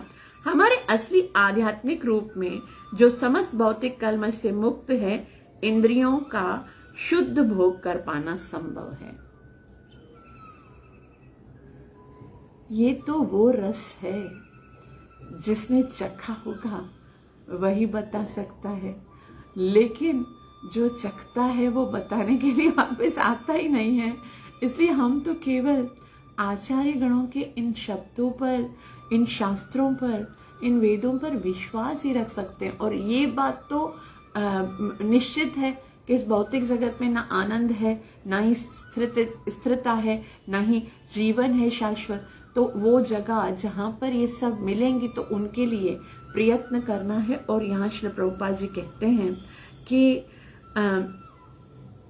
असली इंद्रिय भोग तभी संभव है जब भौतिकतावाद का रोग दूर हो जाता है और हमारे असली आध्यात्मिक रूप में जो समस्त भौतिक कलमश से मुक्त है, इंद्रियों का शुद्ध भोग कर पाना संभव है। वास्तव में इंद्रिय भोग कर पाने से पहले रोगी का स्वास्थ्य उपलब्ध होना आवश्यक है। अब एक रोगी है, पहले से ही रोगी है, ठीक है, उसको भौतिक देह का रोग लगा हुआ है, भव रोग लगा हुआ है, तो वो टेस्ट नहीं कर पाएगा। पहले तो उसको ये बोध होना चाहिए कि मैं स्वस्थ हो जाऊं, मैं आत्मा में स्थित हो जाऊं, आत्म साक्षात्कार हो जाना चाहिए, ठीक है। अतः मनुष्य जीवन का उद्देश्य विकृत इंद्रिय भोग नहीं है। ये उद्देश्य नहीं है कि यहाँ पर ही इंद्रिय भोग करो। ये जो रोगी शरीर है उसको ही खाली आप है ना फीड करते रहो, इसके लिए नहीं। इसको सिर्फ कितना है, एक आवश्यक वस्तुएं हैं वो प्रदान करनी है। उद्देश्य केवल इंद्रिय भोग नहीं है। मनुष्य को भौतिक रोग ठीक करने के लिए उत्सुक होना चाहिए। कैसे मैं स्वस्थ स्थिति पे आऊं, उसके लिए उत्सुक होना चाहिए। और भौतिक रोग को बढ़ाना ज्ञान का संकेत नहीं है, अपितु अविद्या या अज्ञान का सूचक है। अगर हम बढ़ा देते हैं इस भौतिक रोग को तो वो ज्ञान ही तो नहीं हुए ना। अब देखो, भौतिक रोग मतलब हमको 105 डिग्री का बुखार हो गया है। भौतिक रोग मतलब अब एक व्यक्ति को जब 105 डिग्री का बुखार हो जाए तो उसको सबसे पहले क्या करना पड़ेगा? वो एंजॉय करने के लिए, आनंद लेने के लिए, भोग करने के लिए नहीं सोचेगा। ना वो खाना, ना संभोग, ना सोना, उसको कुछ अच्छा नहीं लगेगा। पहले वो स्वस्थ बने। तो जब 105 डिग्री का उसको बुखार हो गया है तो सबसे पहला कर्तव्य क्या है कि वो इस ताप को कम करे और जो वास्तविक 98.6 जो टेम्परेचर है, जो उसका नॉर्मल टेम्परेचर है, वहां पर आ जाए। और वहां पर जब वो आ जाएगा तब वो उसको ये पता चलेगा कि अब मैं स्वस्थ हो गया हूं, तो वहां तक लाना चाहिए।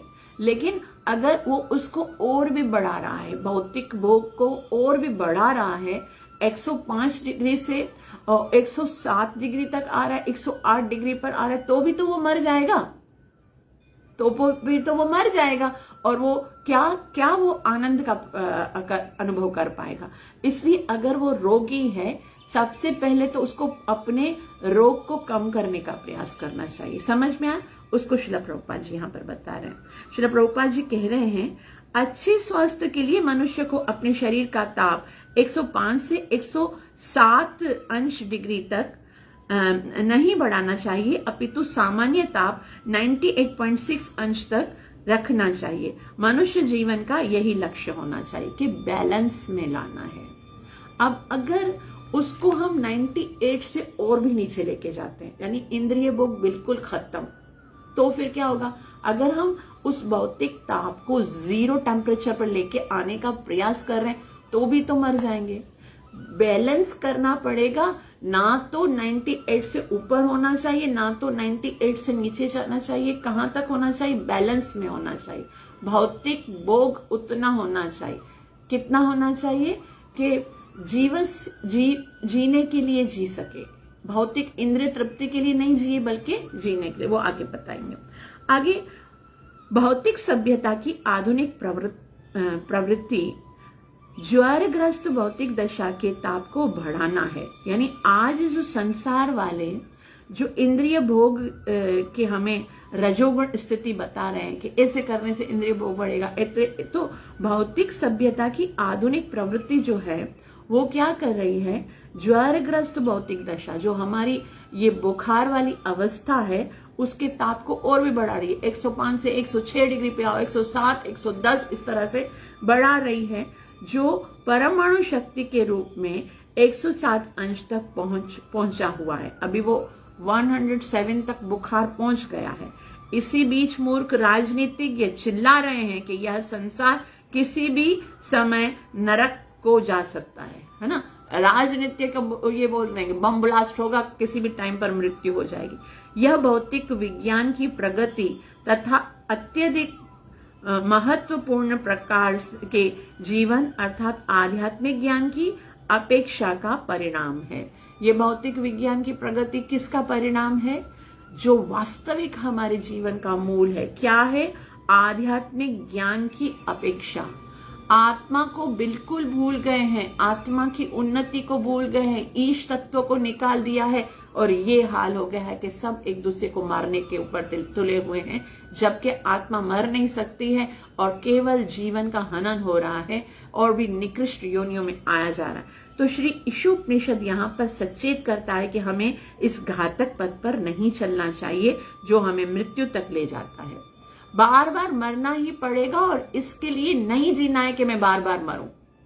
कर्म बंधन में फंसने के लिए नहीं जीना है। ये रजोगुणी जीवन जीकर बारंबार जन्म मरण के चक्कर में फंसने के लिए नहीं है आत्मा, तो ये इसके लिए नहीं है। इसके विपरीत हमें आध्यात्मिक ज्ञान की संस्कृति का विकास करना चाहिए, जिससे हम मृत्यु के क्रूर हाथों से पूर्णतया मुक्त हो सकें। तो हमको क्या करना चाहिए? हमको यहाँ पर बताया गया, इसके विपरीत हमको हमें आध्यात्मिक ज्ञान की संस्कृति का विकास करना चाहिए। आध्यात्मिक ज्ञान को जानना चाहिए, जिससे हम मृत्यु के क्रूर हाथों से पूर्णतया मुक्त हो सकें। संसारी लोग जितना जितना इंद्रिय तृप्ति बढ़ाएंगे उतनी ही बीमारी बढ़ेगी, भाव रोग बढ़ेगा। आनंद प्राप्त करने से पहले बीमारी कम करनी पड़ेगी। बीमारी की अवस्था में आनंद नहीं ले सकते, लेकिन फिर भी अगर उसी भौतिक जो इंजॉयमेंट है इंद्रिय भोग को बढ़ाएंगे तो फिर तो बीमारी और भी बढ़ जाएगी, फिर तो हम स्वस्थ कभी होंगे ही नहीं। तो उसको क्या करना है? आध्यात्मिक ज्ञान प्राप्त करना है और आध्यात्मिक ज्ञान की संस्कृति को बढ़ाना है, जिससे हम मृत्यु के क्रूर हाथों से बच सकें, फिर आत्मा को जन्म मरण के चक्कर से बचा सकें। अब श्रील प्रभुपाद जी बता रहे हैं, लेकिन अब जैसे मैंने बोला था ना, एकदम नीचे नहीं आना है, बैलेंस रखना है, वो श्रील प्रभुपाद जी बता रहे हैं। बोलते हैं, इसका अर्थ यह भी नहीं है कि शरीर के पालन के सारे कार्य को रोक दिया जाए, 0 पॉइंट पर नहीं लेके आना है, सारे कार्यों को नहीं रोकना है। कार्यकलापों को रोकने का प्रश्न नहीं उठता। जिस प्रकार की रोग ठीक होने का प्रयत्न का अर्थ यह नहीं होता है कि अपने ताप को पूर्णतया मिटा दिया जाए। ठीक होने का मतलब नहीं है कि बिल्कुल ताप खत्म, है ना, टेम्परेचर खत्म हो जाए और जम के मर जाओ, नहीं। पूरी तरह से भौतिक जो है शरीर का पालन जो है वो सारे कार्य बंद नहीं करने हैं, बल्कि क्या करना है, बुरे सौदे का सर्वोत्तम उपयोग करना है। ये बात समझनी है कि अब आ गए ना संसार में, आ गए हैं तो सारे काम छोड़ नहीं सकते। शरीर है तो उसको खाना भी देना पड़ेगा, उसको आराम भी देना पड़ेगा, कुछ तो व्यायाम भी करना पड़ेगा, जॉब भी करनी पड़ेगी, घर भी लेना पड़ेगा। तो ये सारी चीजें तो करनी ही पड़ेंगी, लेकिन कैसे करनी पड़ेगी? बुरे सौदे से अच्छा उपयोग करके, मतलब best use of bad bargain. आत्मा ने ये बुरा सौदा कर लिया, वो पहले जब इस भौतिक जगत में आई ना, उसी दिन इसने ये बुरा सौदा कर लिया। अब मनुष्य जीवन मिल गया, उसको शरीर मिल गया, ये रुग्ण अवस्था मिल गई। अब इसी को यूज करना है, यूज करके सदुपयोग करना है, और फिर इसी के द्वारा हमको जो है वो भगवत धाम जाना है। इसी के द्वारा कुछ ऐसा किया जाए, कैसे उसको अच्छे तरीके से यूज करके हम जन्म मरण के चक्कर, मृत्यु से बचकर अमरत्व को प्राप्त करेंगे। तो सही कथन यही है कि बुरे सौदे का अच्छा, बेस्ट यूज फॉर बैड बार्गन। आध्यात्मिक ज्ञान की संस्कृति को इस शरीर तथा मन की सहायता की आवश्यकता होती है। अगर आध्यात्मिक ज्ञान भी प्राप्त करना है तो शरीर और मन चाहिए। अतः अपने लक्ष्य पर पहुंचने के लिए शरीर और मन को बनाए रखना आवश्यक है। अब यहाँ पर बताया जा रहा है कि अगर लक्ष्य पर पहुंचना है तो शरीर भी होना चाहिए। शरीर नहीं होगा तो सेवा कैसे करेंगे? शरीर नहीं होगा तो साधना कैसे करेंगे? तो शरीर भी होना चाहिए, और शरीर और मन को बनाए रखना चाहिए, और सामान्य ताप को 98.6 अंश पर रखना चाहिए। भारत के साधु संतों ने इसे आध्यात्मिक तथा भौतिक ज्ञान संतुलित कार्यक्रम द्वारा संपन्न करने का प्रयास किया है। क्या आध्यात्मिक तथा भौतिक ज्ञान? आध्यात्मिक मतलब भगवत ज्ञान, भौतिक माना इस शरीर का निर्वाह। इन दोनों को, एक है पराविद्या यानी भगवान की भक्ति, और एक है अपराधर्म। उन दोनों को संतुलित करना है। ये अपरा विद्या जो है वो विद्या है जिससे हमको क्या करना है?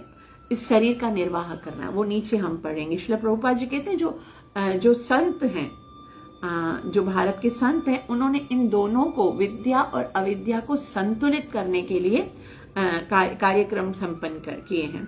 वे किसी भी रुग्ण इंद्रिय तृप्ति के लिए मानवीय बुद्धि के दुरुपयोग की अनुमति नहीं देते। किस चीज की? इंद्रिय तृप्ति के लिए, कोई भी इंद्रिय तृप्ति के लिए नहीं, ये मानवीय बुद्धि का उपयोग नहीं करना है। क्या करना है वो अभी हम पढ़ेंगे। दो चीजों में बैलेंस करना है। संतुलित किसमें? एक है जो आध्यात्मिक और भौतिक, इन दोनों के अंदर हमको संतुलित करना है, बैलेंस करना है। तो अभी हम पहले इसमें पढ़ेंगे अपरा धर्म, जो हमारे शरीर का धर्म है। तो जब मनुष्य देह प्राप्त होता है तो उसको 4 पुरुषार्थ प्राप्त करने होते हैं। 4 पुरुषार्थ ही जीवन का लक्ष्य है। वो क्या है? ये अपरा विद्या के द्वारा हमको भगवत धाम। अपरा विद्या क्या है? अपरा धर्म क्या है? ये वो विद्या है जिससे शरीर निर्वाह करने के लिए धर्म, अर्थ, काम और मोक्ष जो है उनकी शिक्षा दी जाती है। दुनिया सारी काम अर्थ पर तो ध्यान देती है, काम चाहिए, इच्छाएं पूरी करनी है, धन कमाना है, लेकिन धर्म और मोक्ष को भूल गई है। धर्म और मोक्ष, धर्म भी अगर कोई करते हैं तो भी सिर्फ काम का लक्ष्य होता है। तो ये 4 चीजें एक साथ लेके चलनी है। Shrimad Bhagavatam canto 1 chapter number 2 verse number 9 और 10 में बहुत सुंदर रीति से बताया गया है कि मनुष्य जीवन के 4 पुरुषार्थों को किस तरह से बैलेंस करना है। धर्मस्य ह्यापवर्गस्य नार्थोत्थायोपकल्पते। धर्म, ये समझो, ये धर्म है, ये अर्थ है, ये काम है और मोक्ष है। तो धर्म किसके लिए करना? आज जीव धर्म किस लिए करता है? अर्थ प्राप्त करने के लिए। धर्म को अर्थ प्राप्त, धर्म अर्थ प्राप्त करने के लिए नहीं है, क्योंकि हम कोई भी भौतिक, जैसे हम आगे चल के पढ़ेंगे, धर्म के द्वारा अगर हम देवी देवताओं की पूजा करके भी भौतिक इंद्रिय तृप्ति प्राप्त करें तो मतलब ये भौतिक इंद्रिय तृप्ति हमको नरक में लेके जाएगी, बारंबार जन्म मरण के चक्कर में लेके। तो धर्म किसके लिए है? धर्मस्य यापवर्गस्य। अपवर्ग वो जगह जहां पर परिश्रम नहीं है, जहां पर प फ भ भ म नहीं है, जहां पर परिश्रम नहीं है, जहां पर बंधन नहीं है, जहां पर भय नहीं है और जहां पर मृत्यु नहीं है। धर्म उस जगह पर पहुंचने के लिए पहला है धर्म। और उस धर्म को करने के लिए हमको क्या चाहिए? ये शरीर चाहिए, मतलब अर्थ। अर्थ किसके लिए? धर्म करने के लिए। तो हम अर्थ में हर वो चीज आ जाती है, हमारा शरीर, हमारा संबंध, हमारा घर, हमारा जो भी हमें कर्मों के अनुसार मिला है, वो सारा काम किसके लिए? नार्थो थायोपकल्पते। अर्थ जो है वो काम वासना के लिए नहीं, बल्कि अर्थ किसके लिए है? धर्म करने के लिए। और कामस्य नेन्द्रिय प्रीति। काम का मतलब ये नहीं है कि बस इंद्रिय तृप्ति ही की जाए। कामस्य नेन्द्रिय प्रीति लाभो जीवेत यावता। काम सिर्फ इतना, इंद्रिय तृप्ति या इंद्रिय भोग बस इतना, लाभो जीवेत यावता, जिससे हम जी सके बस। और जिया किसके लिए जाए? जीवस्य तत्व जिज्ञासा। तत्व जिज्ञासा मतलब उसको जानने के लिए, वो वास्तविक ये जीवन हमारा मिला ही है, अथासो ब्रह्म जिज्ञासा।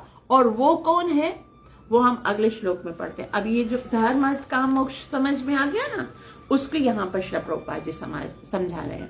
इंद्रिय तृप्ति की ओर उन्मुख प्रवृत्ति के द्वारा किए जा रहे रुग्ण मानवीय कार्यकलापों का नियमन वेदों में मोक्ष के सिद्धांतों के अंतर्गत दिया गया है। मतलब जो भी ये धर्म अर्थ काम मोक्ष काम जो है वो किसके लिए है? मोक्ष के लिए। इस पद्धति में धर्म, आर्थिक विकास, इंद्रिय तृप्ति तथा मोक्ष का उपयोग होता है। धर्म, अर्थ, काम, मोक्ष। लेकिन आज के समय लोगों में धर्म या मोक्ष के प्रति बिल्कुल भी रुचि नहीं है। ठीक है, किसी को धर्म करने की इच्छा नहीं है, मोक्ष प्राप्त करने की इच्छा नहीं। जीवन में उनका एक ही लक्ष्य है, इंद्रिय तृप्ति, और इस लक्ष्य की पूर्ति के लिए आर्थिक विकास, अर्थ और काम के लिए खाली इच्छा है और उसी की योजना बना रहे हैं। पथभ्रष्ट लोग सोचते हैं कि धर्म को बनाए रखना चाहिए क्योंकि आर्थिक विकास में इंद्रिय इसका योगदान है। वो क्यों धर्म करना चाहते हैं कि धर्म करेंगे तो इंद्रिय भोग भी मिलेगा, है ना? तो उसी के लिए धर्म करना चाहते हैं, जिसकी आवश्यकता इंद्रिय तृप्ति में पड़ती है। इस प्रकार मृत्यु के पश्चात स्वर्ग में भी इंद्रिय तृप्ति को सुनिश्चित बनाए रखने के लिए कोई न कोई धार्मिक कर्मकांड पद्धति रहती है। बस वो कर्मकांड पद्धति करते हैं, कुछ यज्ञ कर देते हैं या कुछ तपस्या कर देते हैं या दान इत्यादि कर देते हैं, ताकि यहाँ पर भी मजा करें और फिर स्वर्ग में जाकर भी अय्याशियां करें, तो इसी के लिए। किंतु धर्म का प्रयोजन ये नहीं है। धर्म इसलिए नहीं है। धर्म किसके लिए? धर्मस्य या परवर्गस्य। तो धर्म का मार्ग वास्तव में आत्म साक्षात्कार के लिए है। धर्मस्य या परवर्गस्य। और नार्थोत्थायोपकल्पते, आर्थिक विकास, शरीर को सुचारू एवं स्वास्थ्य बनाए रखने के लिए, अर्थ धर्म के लिए, और काम सिर्फ इतना, धन के द्वारा काम या इच्छाएं केवल उतनी पूरी करनी है कि शरीर को सुचारू एवं स्वस्थ बनाया जा सके। मनुष्य को विद्या या वास्तविक ज्ञान की अनुभूति के लिए जो कि मनुष्य जीवन का लक्ष्य है, स्वस्थ मन से स्वस्थ जीवन बिताना चाहिए। अब मनुष्य को क्या करना चाहिए? जो वास्तविक लक्ष्य है उसको प्राप्त करने के लिए स्वस्थ जीवन बिताना चाहिए। उसी के लिए अर्थ और काम बस है। तो यह जीवन गधे की तरह काम में जुटे रहने या इंद्र तृप्ति के लिए अविद्या का अनुशीलन करने के लिए नहीं है। सिंपल श्रील प्रभुपाद जी बताते हैं, ये मनुष्य जीवन गधे की तरह काम करने के लिए, आर्थिक विकास करने के लिए और इकोनॉमिक डेवलप करने के लिए, या फिर केवल सुअरों की तरह इंद्रिय तृप्ति करने के लिए नहीं मिला है। आत्म साक्षात्कार करने के लिए मिला है। जीवस्य तत्व जिज्ञासा। अब तत्व जिज्ञासा क्या है? तत्वदर्शी ऋषि क्या बोलते हैं, क्या समझना है, वो हम श्रीमद् भागवतम 1.2.11 में पढ़ते हैं। वदन्ति तत्तत्त्वविदस्तत्त्वं यज्ञानम अव्ययम ब्रह्मेति परमात्मेति भगवान इति शब्दते, कि आप उस पूर्ण भगवान को जानो जो ब्रह्म भी है, परमात्मा भी है और भगवान भी है। ब्रह्म बनकर पूरे कण कण में व्याप्त है, परमात्मा बनकर हृदय में, और फिर भगवान के रूप में वो अपने धाम में रहते हैं। उस भगवान को जानना ही जीव का वास्तविक लक्ष्य है।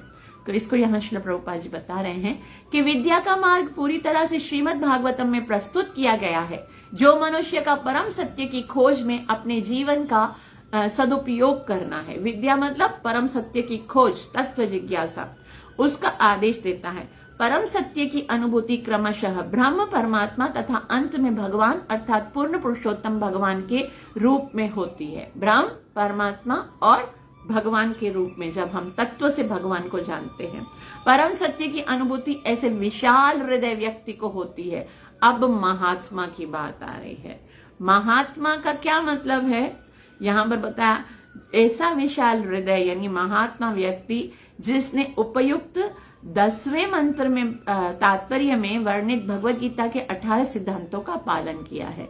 महात्मा कौन है? जो हमने 18 सिद्धांत पढ़े थे ना, अमानित्वम, अदम्भित्वम, अहिंसा, क्षांतिराजवम, ये सारे 18 सिद्धांत को अपने जीवन में उतारा है और उनका पालन किया है। और उसके द्वारा उसको क्या मिला है? उसके द्वारा उसको क्या मिला है? ज्ञान और वैराग्य। ज्ञान और वैराग्य को प्राप्त कर लिया है। इन 18 सिद्धांतों का मुख्य क्या है? ये क्या करने से सब कुछ हो जाएगा? तो बताते हैं कि वो भगवान कहते माम अव्यभिचारेण भक्ति योगेन, जो अव्यभिचारिणी भक्ति जो करता है, यानी भक्ति के 2 पुत्र हैं। अच्छा, भक्ति के 2 पुत्र कौन है पता है? वो है ज्ञान और वैराग्य। जब जीव भक्ति करता है ना, तो उसके जीवन में ज्ञान और वैराग्य आ जाते हैं। मतलब महात्मा का मतलब जिसको ज्ञान हो, ज्ञान मतलब मैं शरीर नहीं हूं, मैं आत्मा हूं, मैं भगवान का अंश हूं, मैं भगवान का दास हूं, मुझे भगवान की सेवा करनी है, ये है ज्ञान। और वैराग्य क्या है? इस संसार से, इस शरीर से, भौतिक जगत से, भौतिक वस्तुओं से मेरा कोई भी संबंध नहीं है। मैं बस कर्मों के अनुसार यहाँ पर आया हूँ और अपनी ड्यूटीज को, जो ड्यूटीज हैं उनको निभा रहा हूँ। ये है वैराग्य। तो ये दोनों ज्ञान और वैराग्य को प्राप्त कर लिया है। इन 18 सिद्धांतों का मुख्य सार पूर्ण पुरुषोत्तम भगवान की दिव्य भक्ति प्राप्त करना है। अव्यभिचारेण भक्ति योगेन। तो अतएव सभी वर्गों के व्यक्तियों को भगवान की भक्तिमय सेवा की कला सीखनी चाहिए और उसके लिए प्रोत्साहित किया जाता है कि क्या करना चाहिए? आपको भगवान की भक्ति सीखनी चाहिए। ये जितना भी भौतिक एजुकेशन है वो बस शरीर निर्वाह के लिए, बस इतना। कामस्य नेन्द्रिय प्रीति लाभो जीवे तयावता। एक्स्ट्रा ऑर्डिनरी मेहनत करने की जरूरत नहीं है। आध्यात्मिक ज्ञान प्राप्त करो और भगवान की भक्ति करके ज्ञान और वैराग्य प्राप्त करके महात्मा हो जाओ। और भगवान कहते हैं कि ये से महात्मा बहुत दुर्लभ है और सा महात्मा सुदुर्लभ। और भगवान महात्मा के लिए और क्या कहते हैं पता है? कि ये जो महात्मा है, महात्मानस्तु माम पार्थ दैवीं प्रकृति माश्रिता, उसको तो मैं अपनी दिव्य प्रकृति श्रीमती राधा रानी के संरक्षण में रखता हूँ। तो फिर हमें इस भौतिक जगत में जहाँ पर पदम पदम दुख है, चिंताएं हैं, शोक है, टेंशन है, जन्म मृत्यु है, उससे निकलकर भगवान आध्यात्मिक प्रकृति की संरक्षण में आने के लिए बोलते हैं। श्रीला प्रभुपाद जी बोलते हैं कि क्या करना चाहिए? अतएव सभी वर्गों के व्यक्तियों को भगवान की भक्तिमय सेवा की कला सीखने के लिए प्रोत्साहित किया जाता है। विद्या के लक्ष्य का निश्चित मार्ग श्रील रूप गोस्वामी द्वारा अपनी पुस्तक भक्ति रसा अमृत सिंधु में वर्णित किया गया है, जिसे हमने अंग्रेजी में द नेक्टर ऑफ डिवोशन के शीर्षक से प्रकाशित किया है। अब वास्तव में वो विद्या कौन सी है? जो वास्तविक विद्या है, क्या करना है, वो कौन सा धर्म है जो भक्ति रसा अमृत सिंधु में बताया गया? वो है सवै पुंसं परो धर्मो यदुर्भक्तिर अदोक्षजे अहितुकीय प्रतिहिता ययात्मा सुप्रसीदति। सवै पुंसं परो धर्मो यदुर्भक्तिर अदोक्षजे। भगवान की भक्ति के द्वारा ही आत्मा को प्रसन्न किया जा सकता है। ये सारे जितने भी कार्य हैं जिनसे भगवान को निकाल दिया गया, वो केवल दुख का कारण बनेंगे। तो श्रीला प्रभुपाद जी कहते श्रीमद् भागवतम 1.2.14 में विद्या की संस्कृति को निम्नलिखित शब्दों में संक्षिप्त रूप दिया गया कि विद्या क्या है, उसको भगवत गीता के रूप में हमने पढ़ा, वो 18 पॉइंट, भक्ति रसा अमृत सिंधु सवै पुंसाम परो धर्मो यतोर भक्ति, और भागवतम में कैसे बताया गया, उस भक्ति को किस तरह से बताया गया यहाँ पर लिखा हुआ है। तस्मादेके न मनसा, एक मन के साथ क्या करना, भगवान सात्वताम पति, वो भगवान जो अपने भक्तों के बहुत प्रिय है, श्रोतव्य कीर्तितव्यस्य, उनके विषय में श्रवण करना, उनका कीर्तन करना, ध्येयः पूज्यस्य नित्यदा, और उनका ध्यान करना, और यानी कि नवदा भक्ति के द्वारा जो हम भगवान की उपासना करते हैं वही ज्ञान है। और आगे श्री प्रभुपाद, अतएव मनुष्य को उन पुरुषोत्तम भगवान का निरंतर श्रवण, यशोगान, स्मरण तथा पूजन करना चाहिए जो भक्तों के रक्षक हैं। यही विद्या है। जब तक धर्म, आर्थिक विकास तथा इंद्रिय तृप्ति का लक्ष्य भगवत भक्ति की प्राप्ति नहीं होता है, तब तक वे अविद्या के ही विभिन्न रूप हैं। चाहे कुछ भी कर रहे हो आप, चाहे एजुकेशन है, चाहे राजनीतिक है, चाहे परोपकार है, चाहे कोई भी कार्य है, जब तक आर्थिक विकास, इंद्र तृप्ति का लक्ष्य भगवत धाम की भगवत भक्ति की प्राप्ति नहीं है, तब तक वह अविद्या के ही विभिन्न रूप होते हैं, जैसा कि श्री ईशोपनिषद के अगले मंत्रों में सूचित किया जाएगा। अब यहाँ पर 11 जो मंत्र है वो खत्म हुआ है, जिसमें पता चला कि हमको क्या करना है, बैलेंस करना है। क्या बैलेंस करना है, भौतिक एजुकेशन, भौतिक जो विद्या है वो किसके लिए, वो केवल इंद्रिय को इस भौतिक जगत में अपने जीवन के निर्वाह करने के लिए जितना आवश्यक है, टेम्परेचर को बैलेंस करना है, उसके लिए जरूरी है। वास्तविक लक्ष्य तो आध्यात्मिक प्रगति, भगवत धाम, भगवत प्रेम ही है। तो यहाँ पर जो हमने समझा है कि कर्म इंद्रियों का दुरुपयोग अगर हम करते हैं, दुरुपयोग करते हैं और केवल इंद्रिय तृप्ति करते हैं, तो क्या हुआ, वो बंधन का कारण बनेगा, है ना, वो बंधन का कारण बनेगा। वो कर्म में होता है, खाली कर्म में क्या करते हैं, इंद्रियों का दुरुपयोग करते हैं और वो हमारे बंधन का कारण बनता है। और ज्ञान में क्या करते हैं, ज्ञान योग में इंद्रियों को ही निग्लेक्ट कर देते हैं, उनको त्याग देते हैं। तो और फिर उससे क्या होता है, हम सोचते हैं कि इंद्रियां भौतिक हैं तो उनसे कोई कार्य नहीं लेना है, और वो स्वाभाविक नहीं है, बंधन में नहीं पड़ेगा लेकिन स्वाभाविक नहीं है, तो फिर वो जो है वो आनंद प्रदान नहीं करेगा। लेकिन भक्ति की महिमा क्या है, भक्ति में इंद्रियों को रोकना नहीं है, भक्ति में इंद्रियों को वही कार्य जो है वो कृष्ण की सेवा, खाना है पहले भगवान को भोग लगाना है, सोना है तो ये सोच करके सुबह मुझे भगवान की सेवा करनी है, बोलना है तो भगवान के विषय में बोलना है, श्रवण करना है, तो इंद्रियों को रोकना नहीं है।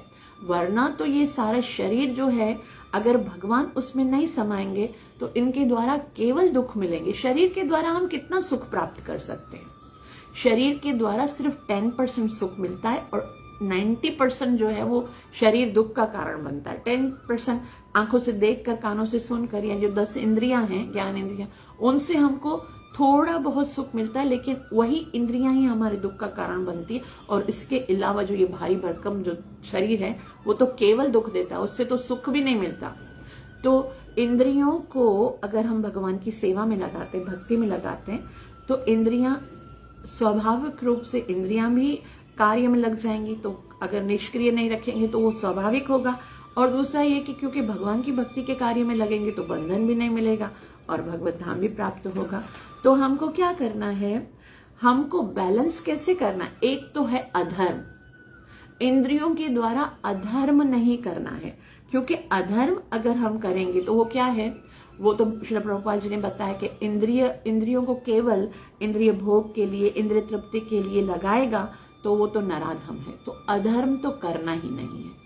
अधर्म मतलब जिसके अंदर बिल्कुल भी ज्ञान नहीं है, अपराधी शास्त्रों के विरुद्ध है, अकर्म, वो तो नहीं करना।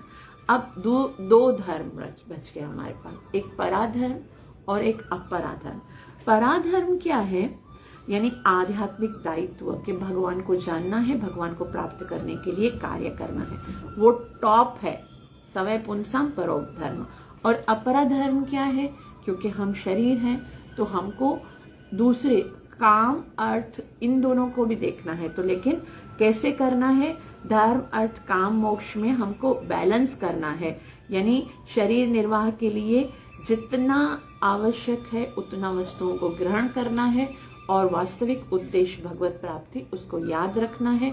और ये शरीर के द्वारा ही संभव है, शरीर और मन के द्वारा ही, इसलिए उनको भी हमें एक बैलेंस में रखना है कि ताप जो है वो 107 डिग्री तक नहीं आए, 98 डिग्री तक आए और जीरो पे भी नहीं लेकर आना।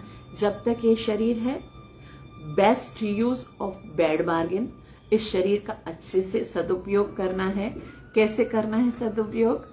ये जैसे हमने पढ़ा, श्रोतव्य कीर्तितव्य, उनके विषय में सुनना है और उनके विषय में बोलना है, उनकी सेवा करनी है और उनके शास्त्रों को अध्ययन करना है, गुरु महाराज के मार्गदर्शन पे चलना है, अवरोह पंथ के द्वारा भगवत प्राप्ति की ओर जाना है। यही है विद्या। और इसी से हम, विद्या से क्या होगा? इस श्लोक में हमने क्या पढ़ा था? विद्या के द्वारा हम भगवत प्राप्ति करेंगे। अविद्या के द्वारा क्या होगा? अविद्या के द्वारा अमरत, ये जो मरण, जन्म मरण का, अविद्या या मृत्यु तीर्थवा, अविद्या से मृत्यु, जन्म मृत्यु के चक्कर से छूटेंगे। और विद्या या मृतम अश्नुते, और विद्या से अमृत को प्राप्त करेंगे। इसलिए क्या करना है? विद्याम च अविद्या, विद्याम च, विद्या और अविद्या में यस्तद वेदो बहसः, बयोसः, उभयों का मतलब होता है उन दोनों में संतुलन रखना है। आप सबका बहुत बहुत आभार जो इतना प्रेम से श्रवण किया। मुझे आशीर्वाद देना मत भूलिएगा ताकि मैं अपनी सेवा और साधना को अच्छे से कर सकूं। हरे कृष्णा कृष्ण कृष्ण हरे हरे, हरे राम राम राम हरे हरे।